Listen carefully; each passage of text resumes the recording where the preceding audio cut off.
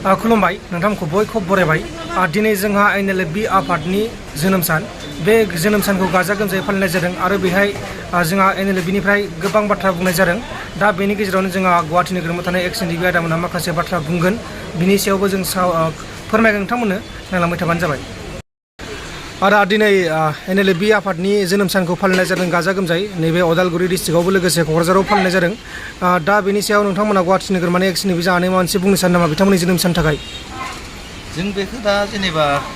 मिथिनानै बा जाबाय नालाय जों मोजां मोनदों जायखिजाया जों गुवाहाटि डिस्ट्रिक्टआव थानानैबाबो जों मा खालामबावनो उपाय गैया बिदिनो जोंबो जेनेबा जोनोम सानखौ मिथिनानै गोजोनदों जोंबो साबायखर होदों जोंना उदालगुरियावबो होदों आरो क'क्राझारावबो होदों जों मा खालामनो उपाय गैया जों गुवाहाटि डिस्ट्रिक्टनि जानानै बेखौनो आरो जोंनिफ्राय साबायखर होनाय थाबाय आरोना थांस्लाबनो हायासै जों मानो होनबा जोङो गुबुन गुबुन केस फैना थाबाय मैयाबो जोङो सानै बिदिनो हिन्जाव लाखारलायना फैनाय जादोंमोन नालाय बिसोरखौ जों हमनानै मैयायै जोङो हटेलाव दोननांगौ जादोंमोन दा बिसोरखौ जोङो गामिनिफ्राय रायजो राजा फैबाय नालाय बिसोरखौ जों गथायनानै जों माने समा मिलायैखाय जों थांनाय जायासै आरो नङाबा थांनो सानदोंमोन आरो ना गोजोननाय थाबाय नोंथांसिम नोंथांमोना खोनाखाबाय जानांगौ बिथांमोना गोबां बेस्थ' दङ दासान्दि बिथांमोना खबर मोन्दोंमोन नाथाय थांस्लाबनो हायासै गोबां गोजान जायो आरो माखासे केसफोर दङ दा बे केसआवनो दंगासिनो दङ दा बे केसआवनो आंबो एसे दंफायो मैयाहाय सासे हौवाया सानै हिन्जाव लादोंमोन आरो बेनि केसआवबो दिनै जोब्बाय बे केसआ आरोबाव गोदान मोनसे केस दङ दा बे केसआवनो बिथांमोना नांथाबगासिनो दङ नांथाबाबो जाया मानोना बिथांमोना हारिनि गोबां खामानि मावगासिनो दङ दा बेनिखायनो थांस्लाबनो हायासै अब्ला लोगोफोर NLFB आफादनिफ्राय मा बुंखो बेखौ ससे खोनासंदो नायलांबानो जाबाय आफादनि जानानै जोंनि बे दिनै सनाय उदालगुरि केम्पआवहाय थारमाने थर्ड राइजिं डे सेलेब्रेसन खालामदों बेहाय फैनानै गोजोननाय मोन्दों आरो रायजो राजा आइ आफामोनाबो लोब लोबै फैदों दा बेखौनो आं मेसेज खालामनो सानदों बे जोंनि आफादखौ NLFBखौ नेसनेल लिबारेसन फ्रन्ट अफ बर'लेण्डखौ थारमाने बेबायदिनो जुदि सापर्ट खालामबाय थायोबा जों थांखियाव सहैगोन आरोखि नोंथांमोननि जि थांखिखौ लानानै जि नोंथांमोना 3 बोसोर जि गुबै दाहाराव बोहैगासिनो दङ दिनैसिम सरकारजों सावरायनायनि जि मा मेसेज नोंथांमोननि सरकारजों सावरायनो होनो गावसोरहा माबा लायो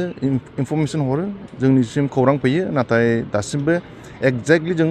टेबोल ट्राइपार्टि टक जिरायनो मोनाखै खिन्थु मेसेज फैबाय थायो कि जिरायगोन होननानै जोंबो नेगोन जोंहा थैज' दङ जों नांगौबा जोङो 10 बोसोरखौ नेगोन 15 बोसोरखौ नेगोन ना मा NDBआ जुदि 35 इयार्स स्ट्रागल खालामबायबा जोंलाय दासो 3 इयार्स जादों दंबावोना बहुत टाइम नोंथांमोना जि 3 बोसोर जि NLFBआ आगान होबाय आरो जि नोंथांमोननि जि गुबै इसुफोरखौ दिनैनि सानाव रायजो राजाफोरनो फोरमायगोन नामा मा इसुखौ लागोन नोंथांमोना एक्सुवेलि जोंनिया मेन इसुआ जाहैबाय जानाखि दा रन्जन सार दंमोन जेलाव बेखौबो दासिमबो बख'वाखै ओमफ्राय जानाय केरेसफोर दङ NDBनि इसु लानानैसो जों NLFBआ जोनोम जादोंथ' दा बेखौ थांना नायोबा जोङो रन्जन सारखौथ' बख'खायाखै इनफेक्ट दा जोंनि CNC आर्मि चिफ बेखौबो दा जेलावसो लांबावदों एकर्डनि उनावबो सिगां बिसोर बुंदोंमोन कि रन्जन सारनि केसा माबामोन मा होनलाय बे एकर्डनि सिगां कनभिक्ट जानायमोन बेखायनो बेखौ थारमाने एसे प्रब्लेम जादों बख'नो होननानै नाथाय दा आं बेखौनो सोंदों आरोखि ना आङो माबाफोरनाव गिदिर गोलाव जानाखि दा MLA MCLA MPफोर दङ आं बिसोरखौनो सोङो थारमाने जोंनि बाथानि केसा आलदा बेथ' कनभिक्ट जायाखैमोन सिगांहाय दा खिन्थु एकर्डनि उनाव मानि थाखाय लांखो खिन्थु एकर्डनि उनाव मानि थाखाय बेबायदि सोहैफिनखो दा बेखौ थारमाने बिसोरसो मिथिगोन आरोखि जोंथ' बेखौ बिजिरनानै नायगोन सार बेबायदिनो जाबाय थायोबा सारमोना माबाफोर मोनसे खैदानखौ लागोन नामा बेबायदिनो जेनेबा बिदि जाबाय थायोब्ला ओरैनो दाखालि माबाया मा होनोमोनलायो SP स्पेसियेल ब्रान्सनि ADGP बे लेंहरनानै जोंनि GS फानजारिखौ बुंदोंमोन जाहैदों माने आफादखौ बिदि खालामबाय थानो मोनला आफादखौ फोजोबनांसिगोन खिन्थु आफादाथ' बिदि फोजोबजानाय नङाना थांखियाव सहैयाबाथ' जों फोजोबनो हाया दिनै सारमोननि डिमान्डआ फुलफिल जानाय बायदि नुनो मोन्दों ना दासिमहालागै जेबो फुलफिल जानायखौ नुवाखै फुलफिला जागोन खिन्थु जों स्ट्रागल खालामबावनांगोन एथ' सहसै दा बिसोरो जोंनो होनाय नङा मानो होनबा जोंनि संगठना गोदान 3 इयार्सल' जादों बेखायनो बिसोरो एथ' सहसै जोंबो मानिनानै लाया खिन्थु जों नाजाबाय थागोन स्ट्रागल खालामबाय थागोन गोनांथि जायोब्ला नोंथांमोना फिन आखायाव आरो हाथियारखौ दैखांहैगोन नामा हाथियार लानाय लायैखौ आङो बेयाव स्टेटमेन्ट खालामा थारमाने आखायाव हाथियार थाबासो थारमाने जोङो हाग्रायाव खारफिननो हायो आरो दानि नैबे मुहुर्त टाइमाव थारमाने टेक्न'लजिनि माबा जाबाय बोथोर फैबाय आरोखि दा जों बे AK-47 लानानै हाग्रायाव जों गावलायनो बिराद मुस्किल दा जोङो माइन्डलिबो माबा जानानै थानांगौ आरोखि मा होनोमोनलाय प्रिपेयार जानांगौ आरोखि साइक'लजिकेलि जोङो माबा खालामनो हायो प्रेसार होनो हायो गभर्नमेन्टखौ खिन्थु आखायाव हाथि लानानै गावलायनाया थारमाने ब्लाड सेटआ थारमाने गाज्रि जायो आरोखि सार नुनो मोनो जों दा गोबां बर' हारियाव नोंथांमोननि रैखाथि गैयैनि सायाव गोबां जोंनि बर'फ्रा फेक एनकाउन्टार जादों आरो बे बेलायाव दासिमबो रावबो न्याय मोनाखै बेनि बेलायाव सार माबाफोर बुङो नामा? बेनि इस्युखौ आं बुंनो थाङोबा थारमाने दायआ जों गासैनिबो दङ। थारमाने जोङो सोरबा जोंनि बर' लाइमोनखौ जुदि फेक एनकाउन्टार खालामथारोबा जों रावबो स्टेन्ड खालामग्रा गैला दा। बे मेन इस्यु सोरबा सासे सानै स्टेन्ड खालामनो नागिरो बेखौबो थारमाने गोजौनिफ्राय दबथायनानै दोनो। दा बेखायनो नों आं गासैबो रायजो राजा स्पेसियेलि दा मिडिया पार्सन नोंसोरो जुदि राइट रल लायोबा खिन्थु बेफोरबायदिया थारमाने खमायलांनो हमगोन आरोखि। नोंसोरो आंखौल' सोंनो नाङा नों बयखौबो सों बिदिनो डाइरेक्टनो जाहाथे पाब्लिकफ्रा बुजिलांनायनि आरोखि।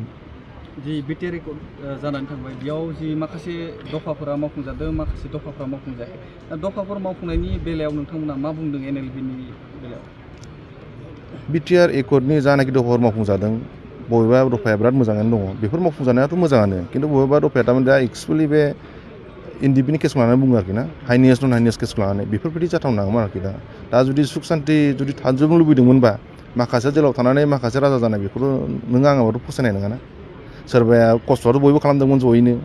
आबसुआनो होन एनडिपिआनो होन बिएलटिआनो होन जेनेबा दा माखासेया जुदि राजा जानानै थायोबा माखासेया जुदि जेलाव थुनानै थायोबा बेथ' मोजां जाया आरोखि जोंनि साननायाव बेफोरबायदिनि थाखायनो जोङो दा थारमाने बेफोरबायदि एनएलबि होनाय जोङो मोनसे जांख्रिथायारि माबाखौ लाफिननांगौ जादों। सरकारा सावरायनानै नोंथांमोननि डिमान्डखौ मावफुंनायनि आसा दं। जोङो माबासिम होजोंहाय जोङो प्रेसिडेन्टनिसिम जों मेम'रेन्डाम हरदोंमोन ओमफ्रायो प्रेसिडेन्टनिफ्राय जोङो रिप्लाइ मोनफिनदों थारमाने दा ओमफ्राय बिनिफ्राय मा खालामदों स्टेटआव थारमाने एसे माबा खालामना दोन्दों आरोखि थारमाने लिंकखौ थारमाने एसे सिदा खोथा बुङो थारमाने स्टेट आरो बिटिसि गभर्नमेन्टआ थारमाने